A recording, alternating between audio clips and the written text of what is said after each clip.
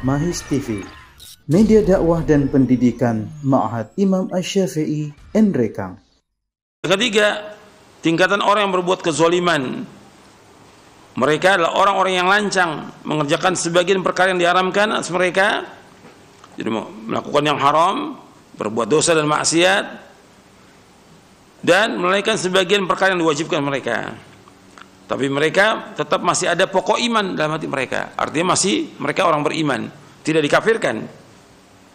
Mereka melaksanakan, artinya mereka melanggar dengan mengerjakan perbuatan yang diharamkan, dan mereka juga melalaikan yang diwajibkan mereka. Dan ini yang terbanyak dari kaum muslimin. Yang ketiga ini yang terbanyak dari kaum muslimin.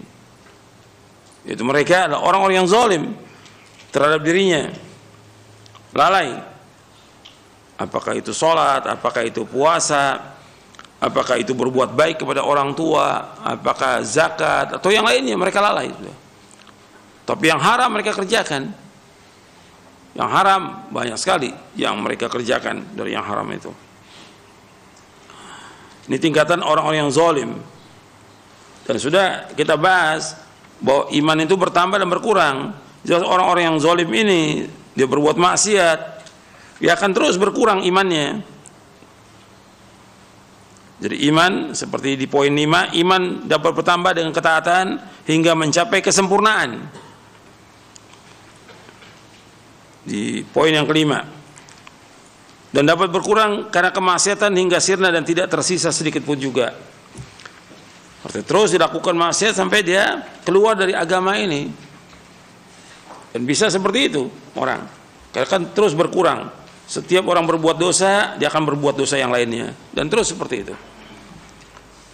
Kalau antum baca buku yang bagus berkaitan dengan masalah ini, bukunya Al-Imam Ibnu Qayyim, Ad-Da' wad-Dawa. Antum baca.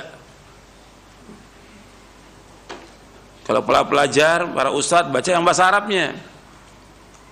Kalau yang belum bisa bahasa Arabnya, baca bahasa Indonesianya, ada judulnya Ad-Da' wad-Dawa, sudah terjemahkan bahasa Indonesia. Antum baca manfaat itu. Jadi bagaimana tentang penyakit dan obatnya. Dosa-dosa itu adalah penyakit. Penyakit harus ditinggalkan, kalau enggak rusak nanti. Orang yang berbuat dosa itu rusak dia, rusak agamanya, rusak imannya, rusak hatinya, rusak akalnya, dan rusak semuanya. Gitu. Berbahaya itu. Dan juga orang yang berbuat dosa itu tidak akan berkah dia umurnya. Orang yang berbuat dosa itu pengaruh kepada tubuh luar biasa. Di dalam kitab Al-Istiqamah oleh Syekhul Islam Ibnu Taimiyah rahimahullah,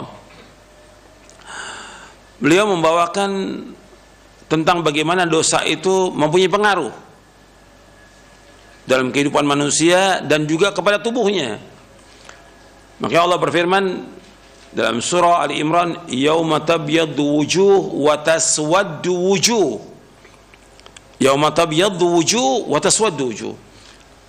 Pada hari yang muka itu berseri-seri putih muka mereka, dan pada hari itu juga yang muka itu hitam. Itu Allah berfirman berkaitan dengan nanti di akhirat. Tapi Syekhul Islam mengambil penjelasan dari ayat itu bahwa orang-orang berbuat dosa itu kelihatan mukanya itu. Mukanya bertambah hari, bertambah jelek, bertambah hitam. Kemudian beliau mencontohkan seperti orang-orang Syiah. Orang Syiah karena tiap hari mereka berbuat dosa. Dosa yang paling besar mereka lakukan apa? Apa? Mencaci maki sahabat. Setiap hari mereka caci maki sahabat. Terutama dua sahabat yang besar yang dijamin masuk surga. Siapa? Abu Bakar dan Umar radhiyallahu anhuma. Dicaci. Makanya kata Syekhul Islam, bisa antum lihat mukanya itu tambah jelek, tambah jelek, tambah hitam. Itu terbukti dari zaman dulu sampai sekarang. Gitu. Jadi orang kalau berbuat dosa itu punya pengaruh kepada wajahnya, pengaruh kepada hatinya, pengaruh kepada akalnya. Maka ada orang-orang yang seperti tadi Syiah itu, rata-rata mereka itu di akhir hayatnya gila mereka. Gila. Karena apa? Dosa itu punya pengaruh kepada hati. Dosa punya pengaruh kepada akal.